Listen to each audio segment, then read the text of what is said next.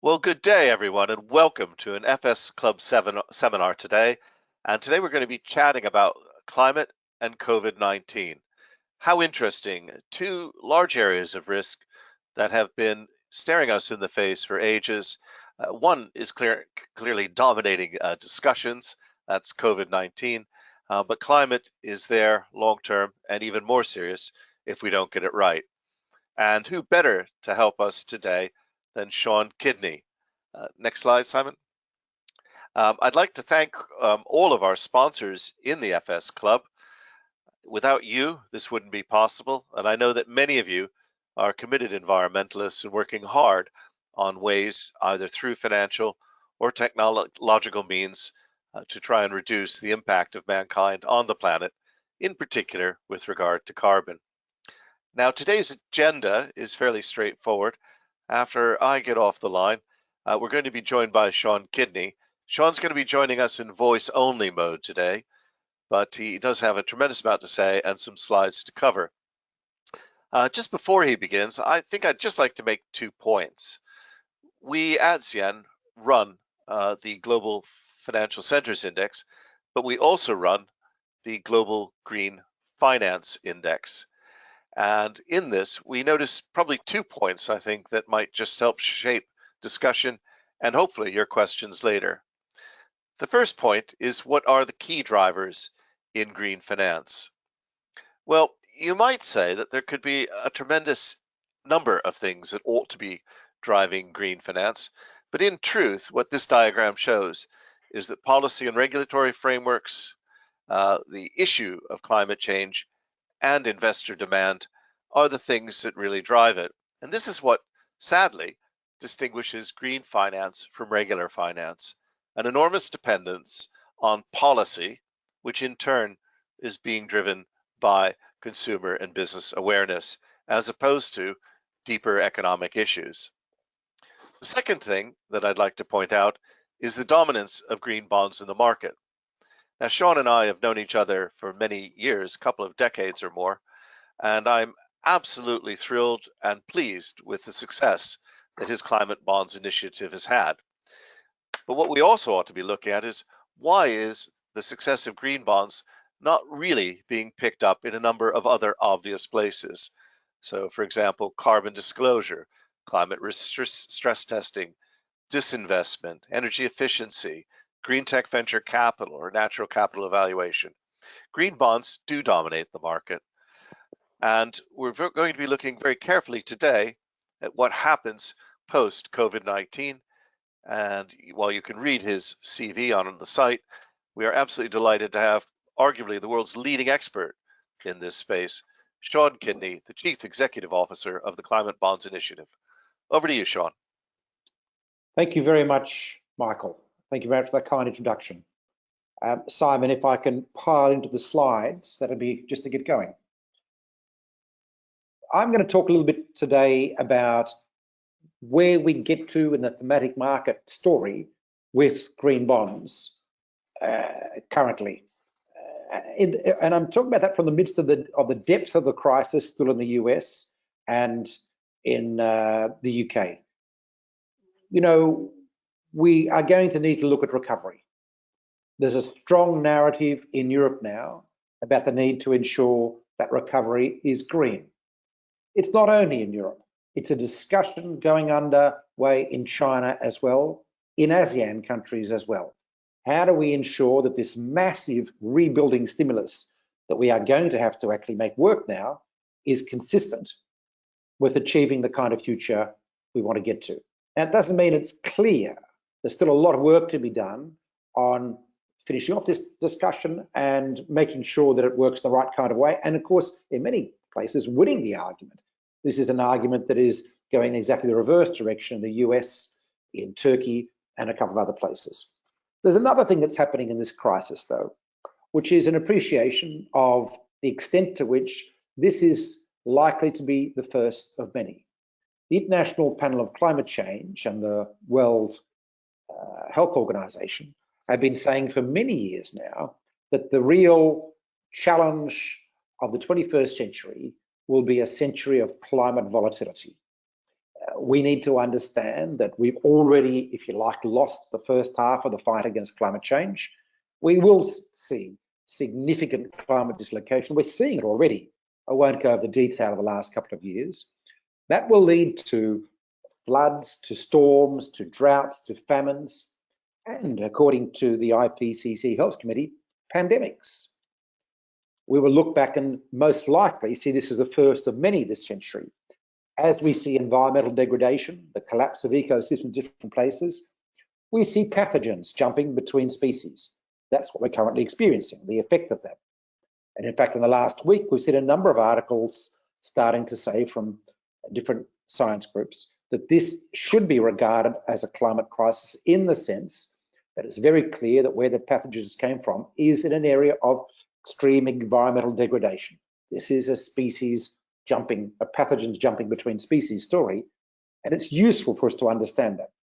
As we rebuild, we mustn't rebuild on the basis that we will not have this again. We must rebuild on the basis that the learnings from this particular crisis will need to be applied again and again and again this century. That includes everything from our health system and how we build redundancy or greater resilience, ability to be able to deal with shocks, to our social protection measures that we have been pioneering in this particular crisis, everything from helicopter money in the US to furloughs in the UK and so on. And also looking at the other issues around resilience in the cases of shock that we have to start addressing. Supply chain resilience isn't just a matter of ensuring you can manufacture masks close by.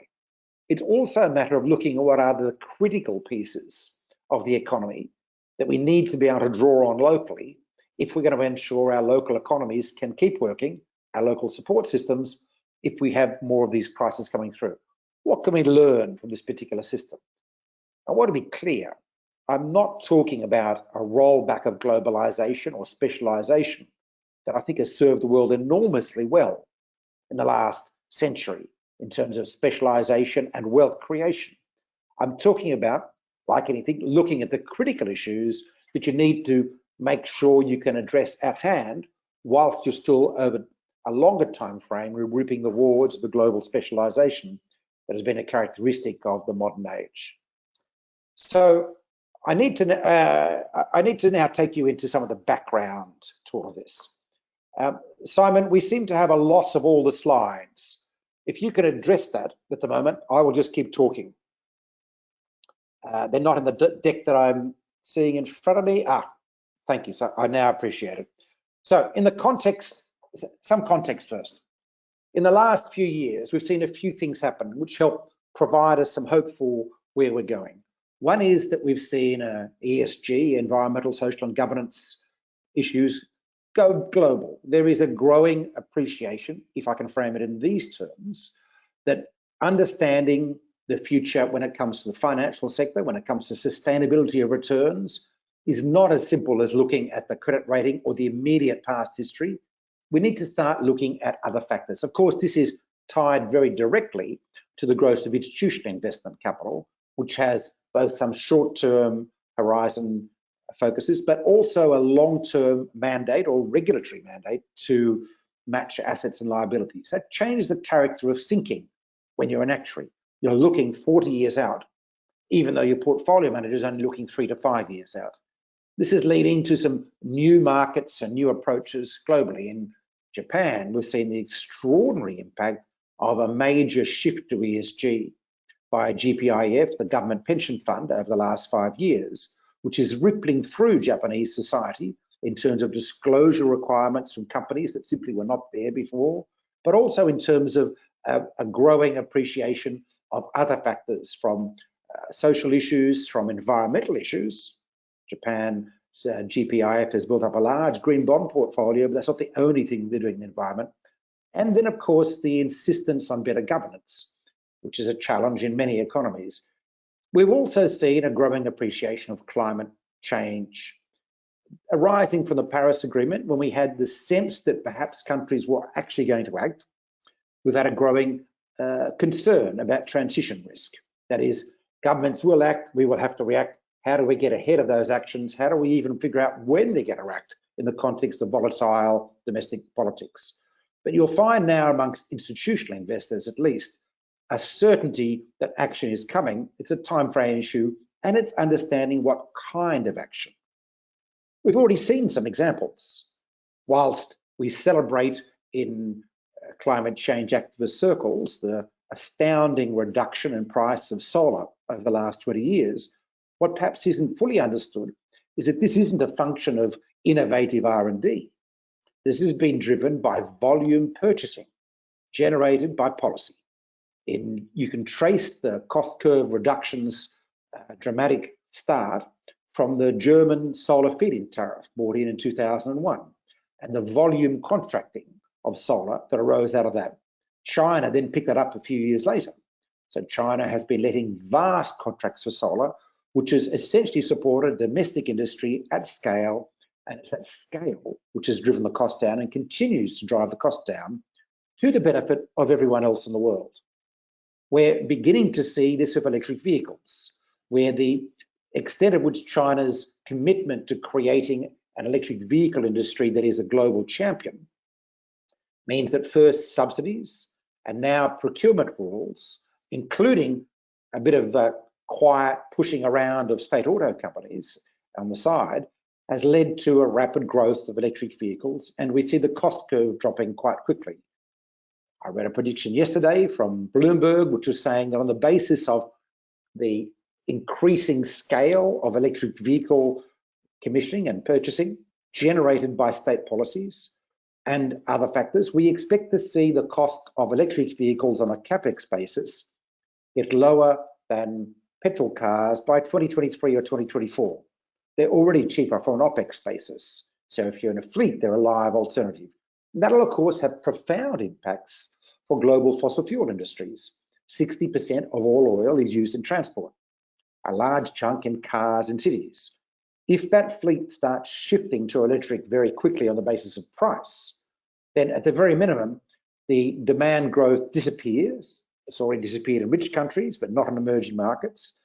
Demand starts declining, and we may see an extended period of low profitability for oil companies and low demand. So these are risks. I'm not saying anything is certain.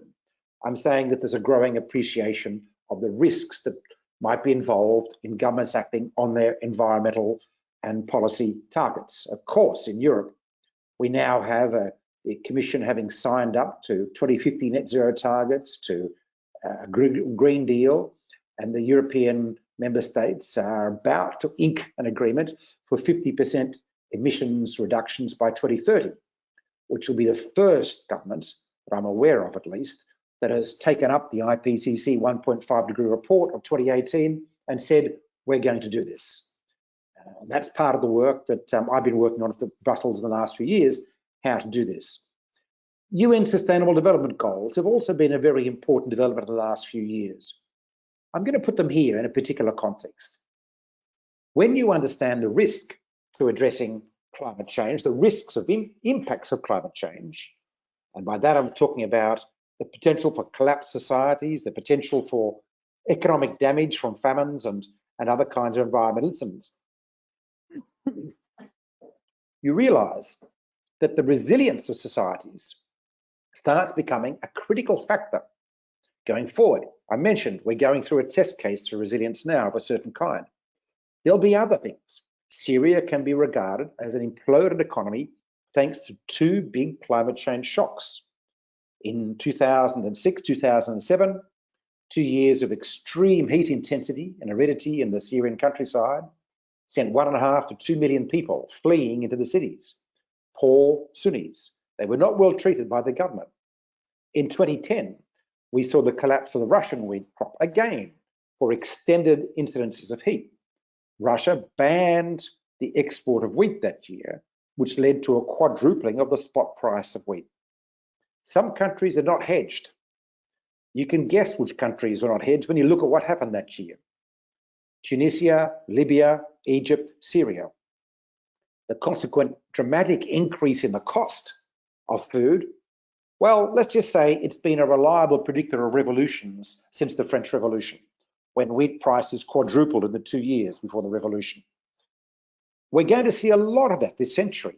In fact, in the next couple of months, we're at high risk of seeing a significant increase in the cost of basic food staples, thanks to the COVID crisis. India and Vietnam, the two big exporters of rice in Asia, have just capped or banned exports of rice until they see what's happening in their domestic economies. We don't know how long we can last with that, but it probably won't be long. So we're on the brink of seeing exactly this thing happening again this year. The two other big developments I think worth saying are the Task Force of Climate-Related Financial Disclosure, which has been extraordinarily influential on saying that we need to have disclosure about climate risks. Now, most of the focus on that disclosure has been around mitigation risks. I'm going to say stranded assets in coal or other fossil fuels, potentially, the risk of it. But of course, what we're now talking about is understanding and needing to look at disclosures around adaptation and resilience issues.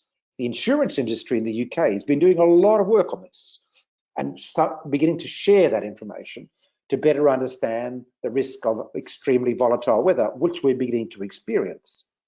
Some of you may know, for example, that in coastal property in Florida, the reinsurance industry has basically withdrawn.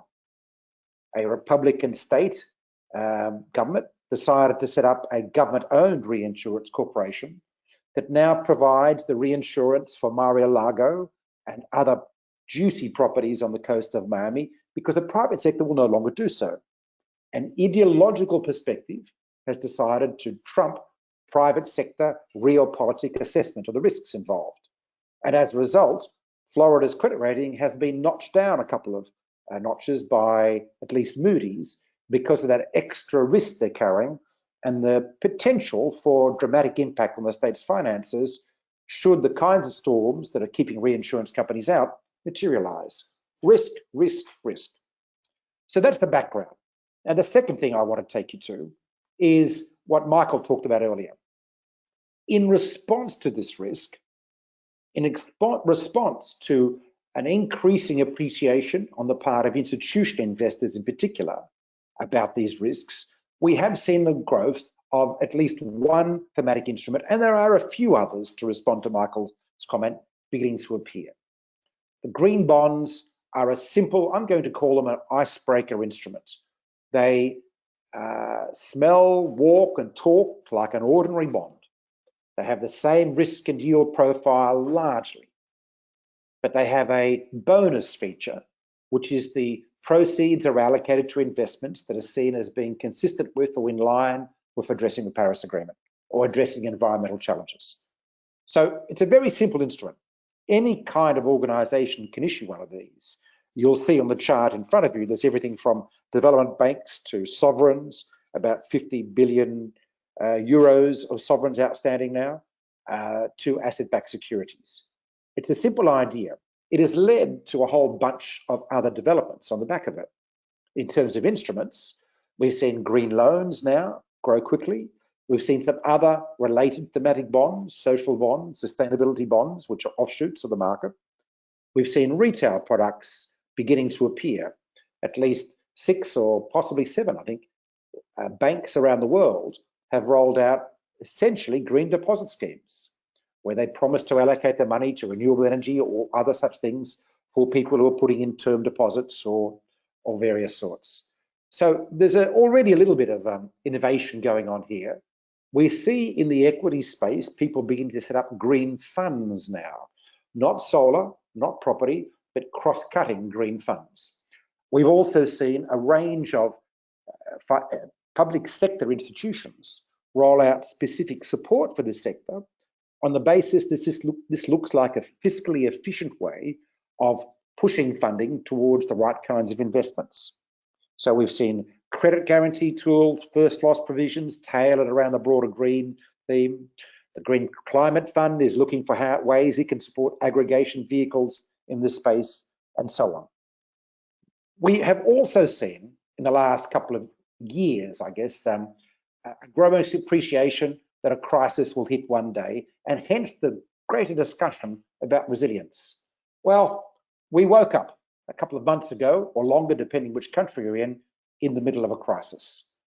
There's some questions arising out of this crisis, as we now are experiencing exactly what has been predicted by the IPCC Health Committee for 30 years. Of course, they didn't predict the particular virus. They didn't predict the fact that it would probably hit people of an older age in this case, unlike SARS, that hit people more of the 30 to 45-year-old. But they did predict a global pandemic, and they're saying it's going to happen again. So, as I sit here in my kitchen, looking over the back garden, where I've been sitting most days for the last 8 weeks, I'm thinking, are we in the middle of a rupture? Are we in the middle of something that is so significant of a change that it will make us rethink our systems and address the kinds of challenges that we need to address to minimize the risk of catastrophic versions of what we're beginning to experience? I mean, by the way, I'm not suggesting we're going to stop pandemics or other kinds of climate shocks this century. I happen to think they're baked in now. That's the amount of warming we've got in the system. We're on a race, and this is best explained in the IPCC 1.5 degree report of 2018. We're on a race to avert catastrophic shocks, which we won't be able to recover from. That's why we need to reduce emissions 50% in the next 10 years, effectively as an inoculation against catastrophe. But in the meantime, we do need to manage what it is that we have created in our world, inadvertently, not necessarily consciously, despite the few odd future thinkers that were telling us about this many years ago. We're already seeing a lot of innovation in policy. Goodness knows, helicopter money in the US has to be called an innovation. Whether you agree it's the right innovation or not is a separate story.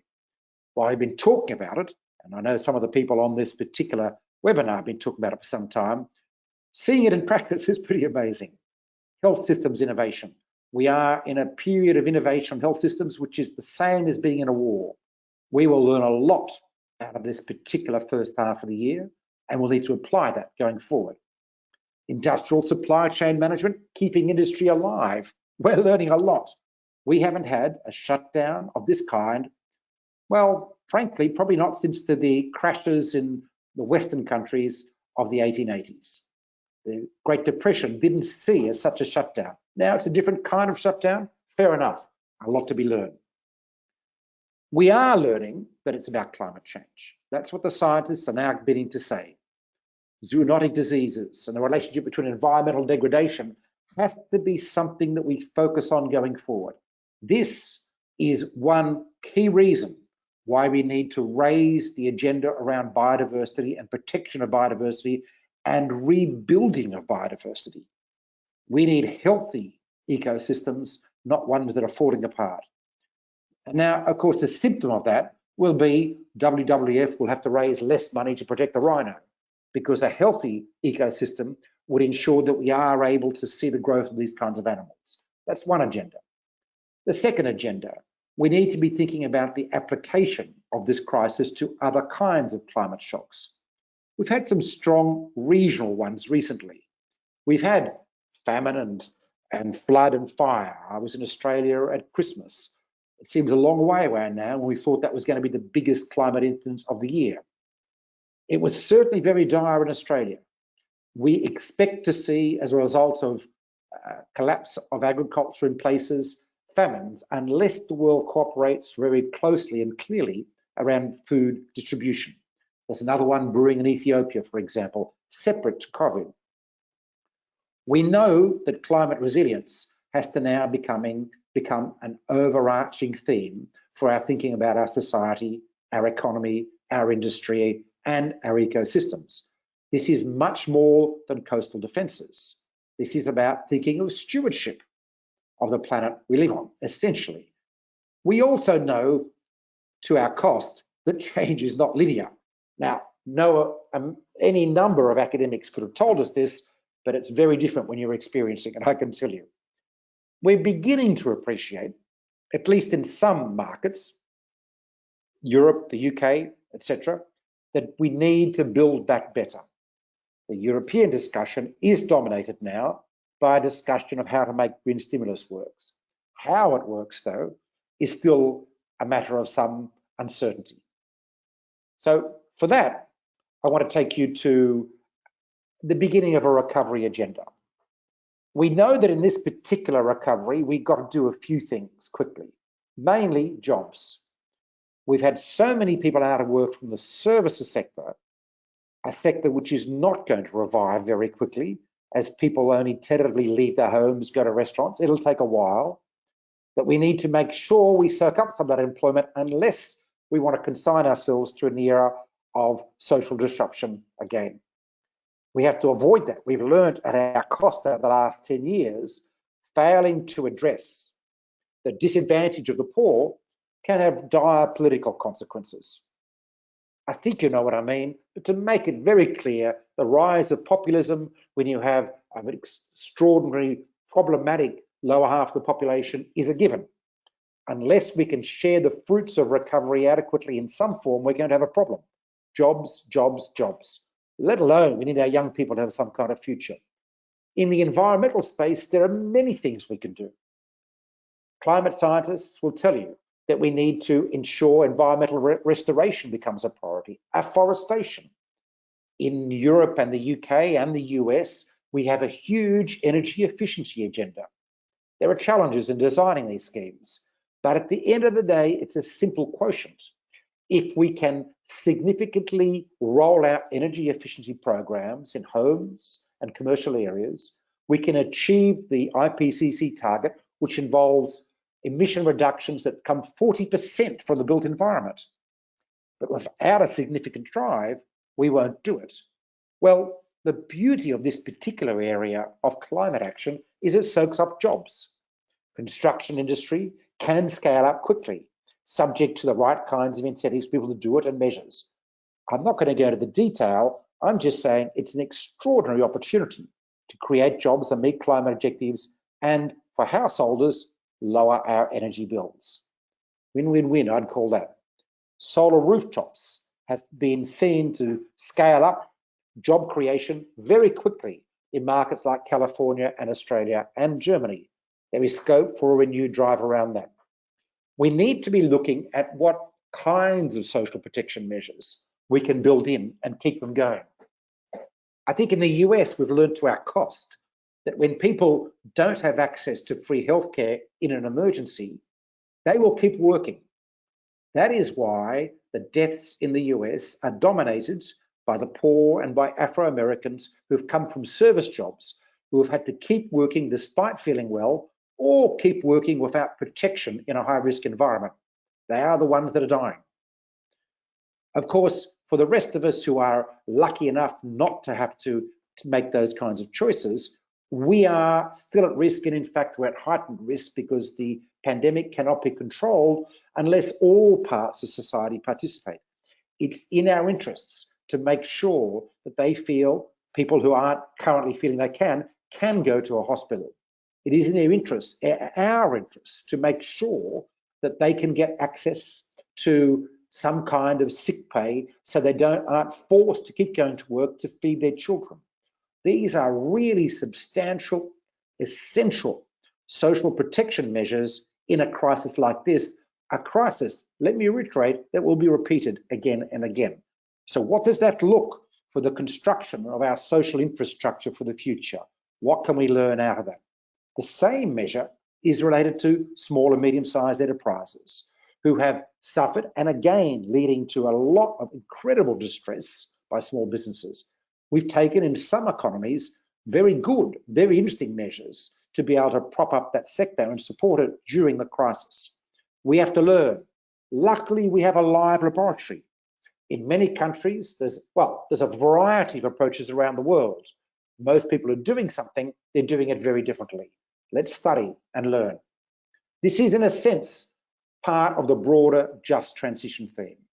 How do we transform our societies to be low carbon, but to be also climate resilient without leaving the poor behind, but rather making sure they can come with us, improving equity, and so on going forward. We have an opportunity still in the green bond market, my prime area of work, to grow sovereign green bonds around recovery and resilience, using the reporting and transparency mechanisms inherent in that market, to provide confidence to citizens, not just investors, that the funds are being used wisely, not unfortunately, which can sometimes be a criticism of this market. So how do we do this? Well, we've done a few things which can serve us well.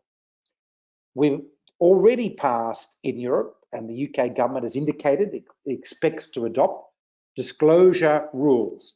Whether they're fully mandatory in the UK, you've seen some argument in the press recently, is another matter. In Europe, these will have a relative level of mandatory application. Financial markets participants will need to disclose climate risks on their portfolio. Climate risks is going to be expanded to include resilience risks. Is your toy factory in a flood zone, for example? As well as sustainable investments they're making to balance that out. There's a new EU taxonomy that I've spent the larger part of 18 months working on, which is providing guidance for this particular sector.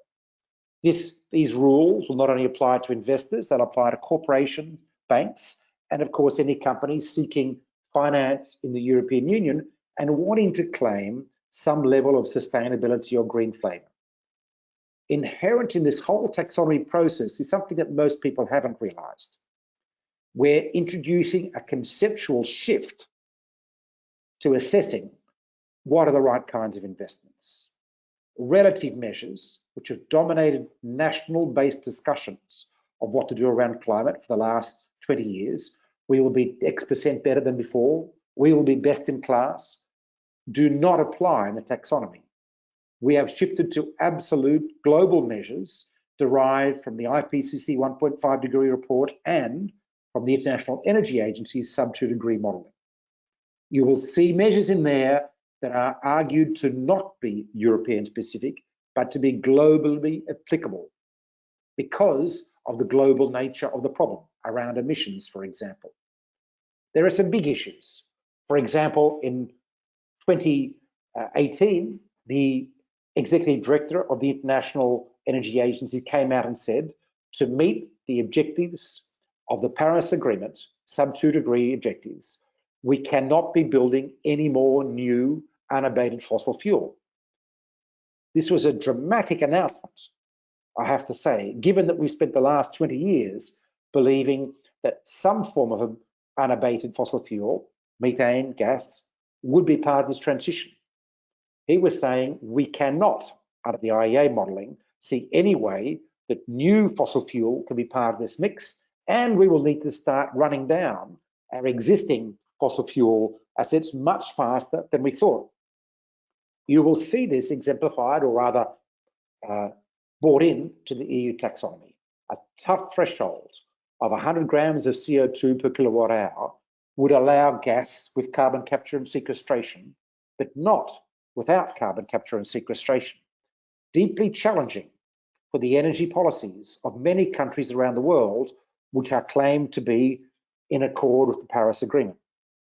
The European Union announced last week that it would now begin an inquiry into all its support for gas in the light of its new and more stringent climate targets. That will have a knock-on effect to investments in the gas industry. Now, remember I said earlier, policy transition risk. This is a good example of where investors will start looking differently about their portfolios as a result of a heightened risk of action in this particular area. This will mean that companies that have substantial businesses in these areas need to be assessing the forward risks to their activities of government action. Will they be constrained? Will they not? Is a discussion. Now, I'm not suggesting that this will definitely happen. Politics is a volatile game, but it is risk. There are guidelines in transport. There are guidelines in waste and energy, in buildings, in land use, in manufacturing. There is a strong emphasis on investments that enable the shift to a low carbon and climate resilient economy, including a whole lot of component manufacturers. If you're a triple glazed window manufacturer in Torino, you're in under the taxonomy. Not a lot of further evidence required except to prove that that's what you produce. There are many features like that. Steel industry, aluminium industry, concrete, plastics and chemicals are all covered. These are all industrial sectors that are needed for the future. They simply need now to be shifted to a more sustainable footing from the point of view of climate. So we have that in place now as a major artifact. We're now looking at the next stage of development. We have to expand the mitigation guidance, shipping, aviation, in a context where many airlines are about to enter state control, thanks to the nature of bailouts that are being included, including Norwegian airline in Norway. We now have an opportunity to look at what we might do with aviation from the point of view of public good. You'll note that the French government, in its bailout for KLM Air France, has insisted that a decarbonisation strategy be part of the future development of that airline group. That will become common. What that looks like needs a bit of work. You'll see more coming through. You will see work coming through on the mining industry, not a sector that is normally seen as part of a green or climate agenda. But we need to understand that if we're to achieve this extraordinary transition of our economy, we are going to need a lot of minerals. I'm going to call them strategically important minerals for the transition. Yes, things like cobalt and lithium, but also copper and aluminium. What do we prioritize? What do we make part of this transition? And of course, this helps build a much greater understanding of the kind of policy measures governments can take and need to take as well. In the resilience sector, we do have an immediate agenda, which is overdue, about making infrastructure more resilient, hardening infrastructure. We learned that out of Hurricane Sandy. We need to, for example, subway lines around the world on coastal cities, Mumbai, London, New York, need to be designed to be able to get up and work again quickly after they're flooded. It's not so much seawalls as rubberizing the electrics, so you can pump out the tunnels and start operating the next day. Cities in general are going to need a lot of this, particularly low-lying cities that dominate the world, whether that be Shanghai in China, which is highly exposed to the typhoons that are now beginning to occur at its latitude, to Jakarta, that is already sinking sometimes 20 centimetres a year in places because of the taking out of water from the aquifer, let alone having to face the challenge of sea level rise. In our agriculture and food systems, our climate is changing. Where we've grown maize in the past, we probably will not be able to grow maize in the future. This is deeply challenging for countries like Mexico. We have to start planning for this and getting ahead of it. We have the opportunity to have a whole IT system based on satellite technology to help farmers adjust for this change and using predictive modeling to determine the right crops to plant for what volatile weather looks like it's going to do this year, which may be very, very different to what we do next year. This is not how we've run agriculture traditionally in the past. We've been planning the same thing year after year. Of course, this is beginning to change in Northern Europe and Northern US, but we have to also make this change and work in Colombia and India if we're going to head off the threat of food shortages. I've already talked about our health systems. Some of you may not know that one of the things that Taiwan and China could draw on when the COVID crisis broke out was a redundant set of wings set up after the SARS epidemic that were there ready to be opened up in the course of crisis. Something we need to learn from. Of course, economic resilience. We have learnt the hard way that we're all Keynesians now. Every government is doing this. But in the context of a rapid recovery from these, how does it actually work out? Demand stimulation, for example. What sort of automatic stabilizers have we now got to put into the place to complement the automatic stabilizer of unemployment policy that was introduced in the 1930s? And then finally, ecosystem resilience. My own view is, going back to the link between the environmental degradation and the COVID pathogen jumping between species, we need a dramatically aggressive process of protecting wild spaces, not just the Amazon, but in Northern United Kingdom and Scandinavia as well. And we need to be having a focus on rewilding in many other areas to allow the existing species to be able to flourish. We've seen in the last 2 years the collapse of some insect systems in Europe, bees disappearing from Germany. That already threatens dire consequences for agricultural systems. We're on a road to see far worse going forward. However, we have created a market. We have momentum around the idea that green and sustainable finance is the future. Yes, it is dominated by the US, Canada, Europe, Japan, Australia, but we already have the market created by government fiat in China, full of incentives to get this going. And it is not true that it doesn't exist in emerging markets. Whenever we speak to institutional investors in India, in Brazil and Colombia, we find strong appetite for this. The products are simply not available for them to invest. We need to generate the deal flow to grow this. We can use our taxonomy work to guide the direction to expand this, and in that process also provide guidance for those governments that may not have the capacity to figure out the solutions going forward. This doesn't solve everything. At the end of the day, the key thing to solve is how we construct financially viable solutions at the ground in places like Lagos, Sao Paulo, and Jakarta. There are many options in front of us because we've been doing this for 150 years in the West. We simply haven't been applying it to green. I see this as the opportunity of the millennia.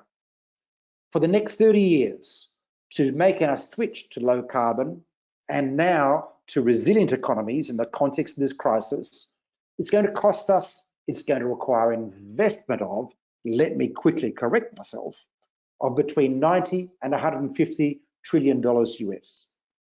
If we are able to deploy that capital, this is the biggest Keynesian stimulus in history.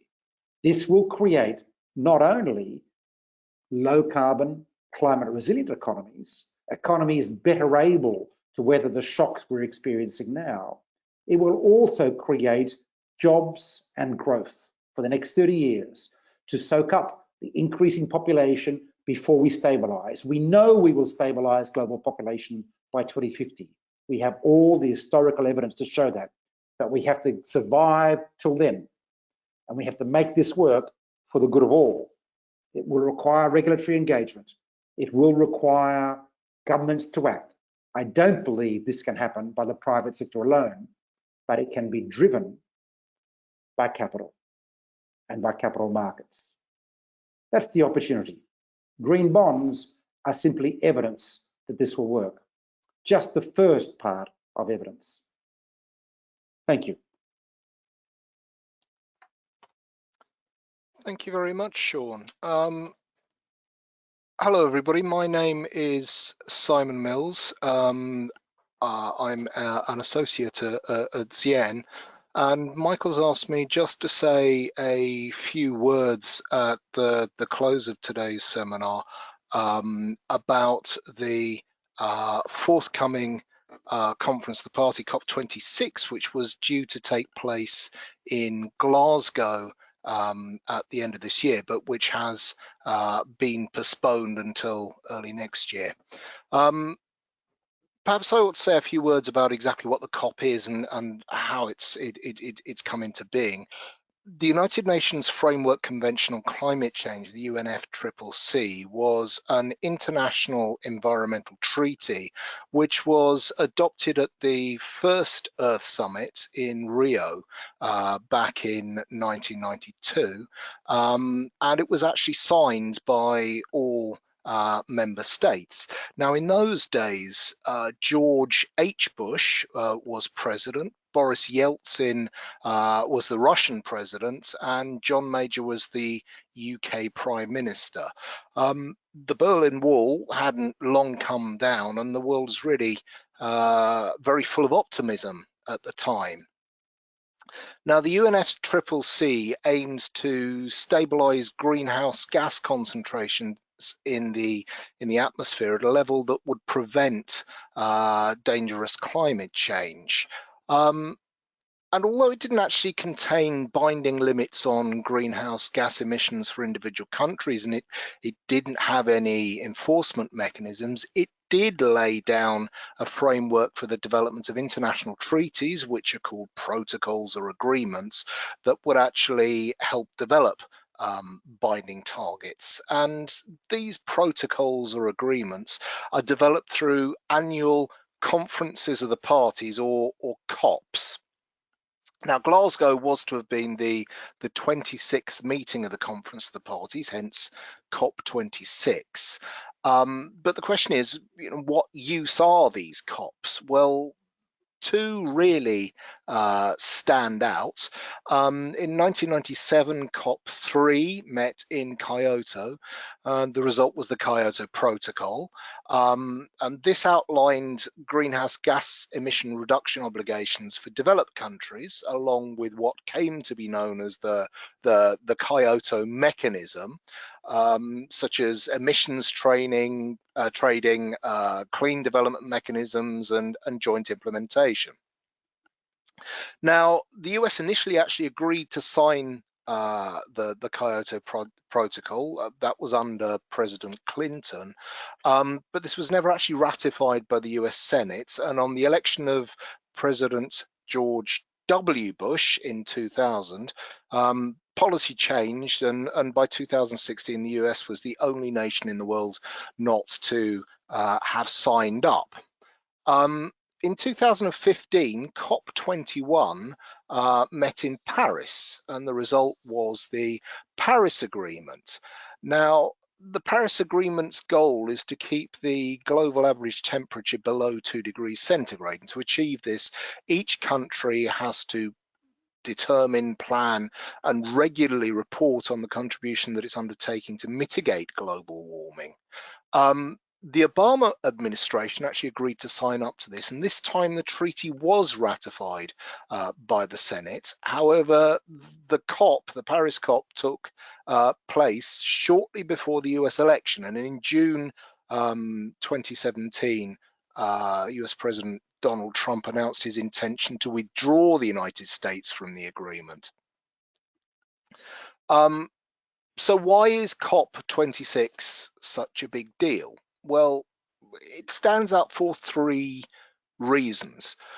Firstly, it's going to take place in the year when all countries are actually asked to submit their new long-term goals under the Paris Agreement.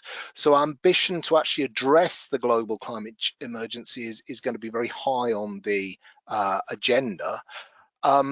Secondly, it's going to have to finish the work that COP25 was unable to conclude, such as setting out the rules for an international carbon market.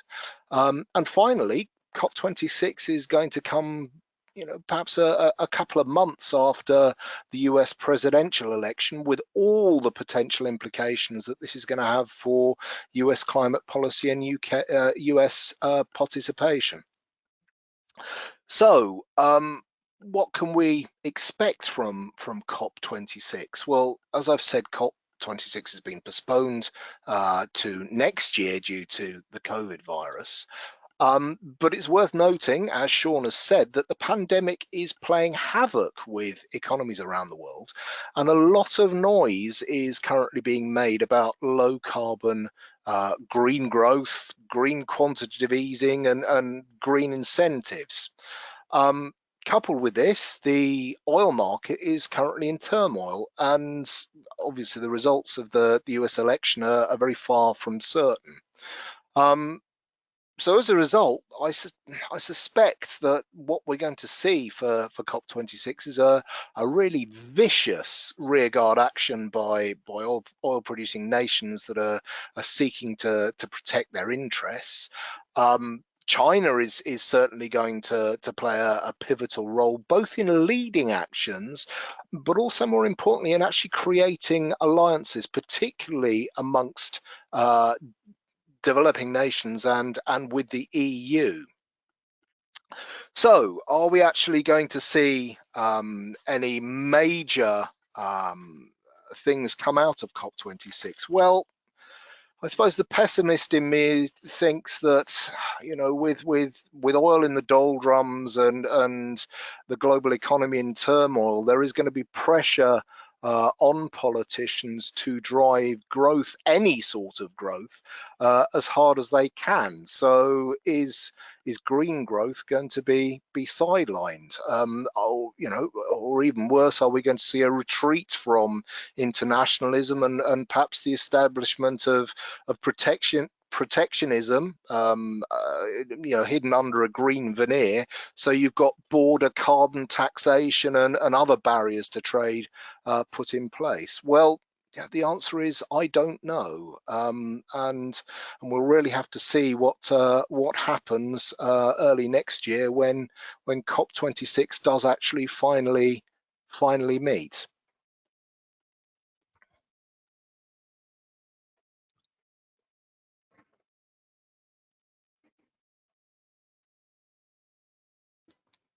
Over Okay, to you, Simon. Michael. Well, actually, I was just noticing here there were a couple of questions. Sean, are you available to answer a couple? Of course, Michael. We got an interesting question here from Vikong. Measures. Corporate travel contributes a lot to greenhouse gas emissions. What measures can we put in place, and what do you think is the best way to curb unnecessary travel, especially now as we've seen how much unnecessary travel there may have been? Well, you know, on a behavioural level, there's no doubt that the mass rapid global training program called the COVID crisis is getting us used to using GoToWebinar, Zoom, Microsoft Teams, and other instruments very quickly, or 10-cent meeting in China if you're in China. And that does help a lot, you know, and I'm actually hoping that some of that will linger. That is one way of doing it. However, I don't want to put too much emphasis on the individual when it comes to aviation. I think the way these things tend to work is a bit like when you get the flu, you get over it and then you're back to your old self. There's of course a big risk, let's face it, a likelihood that 3 years down the track we'll have forgotten a lot of what's happened in this particular crisis. So we need to plan during the crisis for what we might decide to work at keeping in practice. That is things like meetings along these lines, distributed working, and so on. The fact that this is a crisis is going to have a few lumps in it. In other words, we've got to manage our interaction probably until a vaccine becomes available globally. To risk a major resurgence of the virus will force us to do this a bit. The real job, however, is to what to do with the aviation industry. And in nearly every area we're looking at, we need to be thinking systemically. So those of us that are investors in particular, or regulators, have got to look at the bigger picture of where is aviation going to go. And for that, I'm going to say we might reduce aviation a little bit. Remember, it was going to grow dramatically over the next 30 years with things like webinars. But there are other things we can do. Short-haul aviation contributes 75% of global aviation emissions. That's flights between here and Glasgow or here in Brussels. I'm in London right now. Those kinds of transport options can be, a lot of the time, replaced with high-speed rail, which should be now in the infrastructure plans of all countries. As China has shown us last 30 years, you can do a hell of a lot very quickly, last 10 years really. And if you've been on the Chinese fast rail system, you'll know it is amazing, far more stable than the Eurostar. I can put my mobile phone in the window and it does not shake off, for example. So it's provable. Second, a shift to bio-avgas for long haul, a shift to battery aircraft. So two ways of looking at it. Okay. Look to the system. Sean, we're quite short of time, so if we could be short and sharp here. I've got a question here. With so much cheap government money being spread due to COVID-19, why would somebody go to the extra expensive green bonds? I.e., do you foresee a global downturn in green bond issuance? No, I don't. We expect green bonds to boom at the moment. Remember that green bonds have a number of advantages already financially in secondary markets. They're a premium product. A lot of people are getting slightly lower prices, but most importantly, they're wedding corporations and issuers to the sustainability agenda of investors. That's why they're being done. And if there was ever a time to signal the sustainability of your business strategy, now is one of the times to do it. So we actually are expecting and hearing that there'll be a significant growth That's the debt capital market people are telling us around the world, in all sorts of countries. Of course, the interesting part will be the extension into what I'm calling resilience bonds, but some of these are COVID bonds. In China, we've seen 300 COVID bonds already. There's going to be a lot. Good. Sean, quickly in a few words, perhaps just short words, how is ESG adoption progressing in developing countries in contrast to the developed world? Well, there's no doubt it's driven by where the big investors are, and that is in the developed world. But in some markets, you have a very strong appreciation of ESG issues. Malaysia, for example, where the regulators have been pushing this issue hard, linked a little bit to Islamic finance, but they're trying to bring Islamic finance and ESG together. You've seen countries like Mexico, where the investment community is acutely aware of ESG issues. So I would say it's growing. But there is no doubt that in the markets, it's being driven by the big global investors, the likes of GPIF, NBIM, AXA, Allianz. Sean, is ESG adoption impacting renewable energy transition? And we've got a sub-question with sort of the same about hydrogen. To a certain degree, I think it is. I think that there is a bias on behalf of a number of investors to those investments they see as less likely to be at risk in the future because of reasons other than history, credit history. And clearly, policy transition is an ESG issue in this particular circumstance, as an E issue.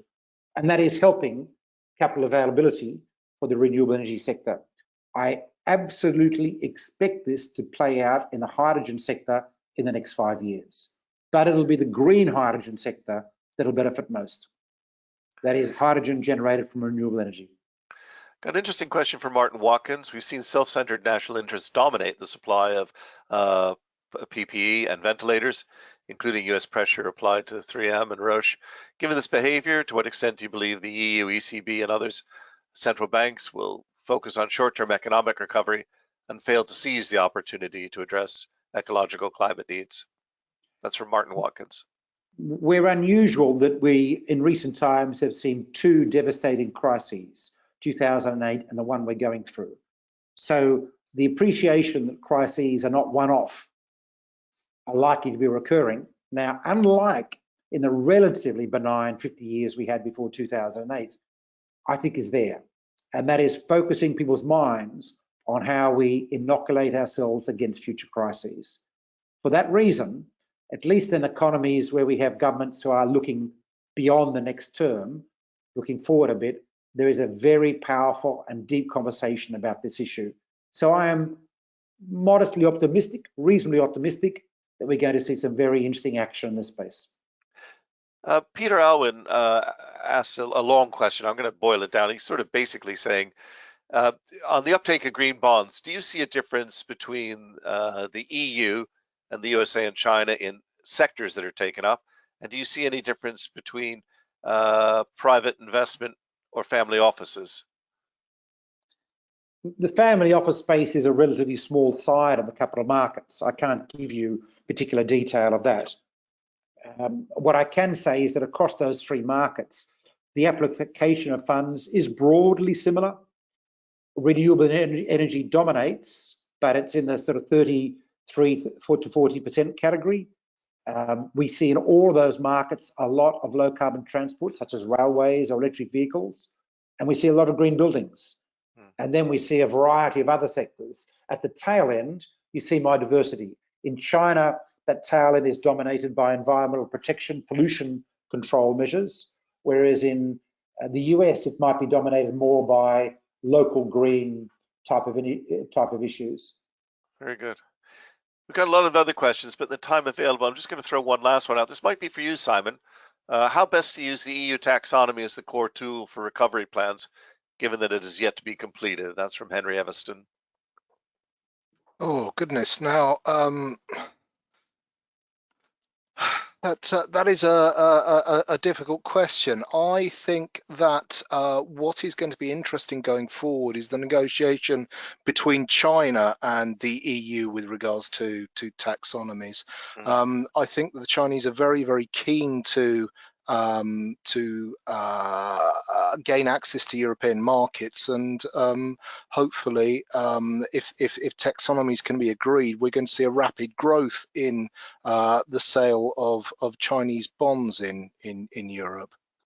And the other way around, Simon, where now China is looking like a very good economy to investing in the context of the crisis we're still living in Europe because the market's getting going. But yes, we've actually started work on the prep for those negotiations between China and Europe, which have already been agreed to happen, and we will see development. Think of the taxonomy as a procurement plan for the future. Very, very good. Basically, I was wondering if both of you could, Simon, would you just mind advancing the slides? Folks, I'm sorry we've run out of time, but what I would like to point out is that we are running a number of green finance related webinars. We're having Nick Baby from E3G on soon, and Ben Caldecott from Oxford. And Sean, we hope to bring you back, I hope, for an update maybe in 6 months or so. We will be publishing in September the Global Green Finance Index edition number 6. So please go to greenfinanceindex.net and take the survey. Next slide, Simon. We are hosting, of course, a couple of other webinars. This week, we're going to be looking on Thursday with Professor Fan Gong at on Thursday, Professor Fan Gong at the Economic Road to Post-COVID-19 Recovery. Be absolutely fascinating. Professor Fan is on the Monetary Policy Committee of China. And on Wednesday, we're going to have COVID-19 and the EU's response with David Doyle, a dear friend of the FS Club. So there's a lot coming forward. I'd like to thank all of you for joining us, but perhaps Simon and I could join together in thanking Sean virtually. So Sean, thank you very much. Thank you for your time today. Thanks for hearing me out. Thank you.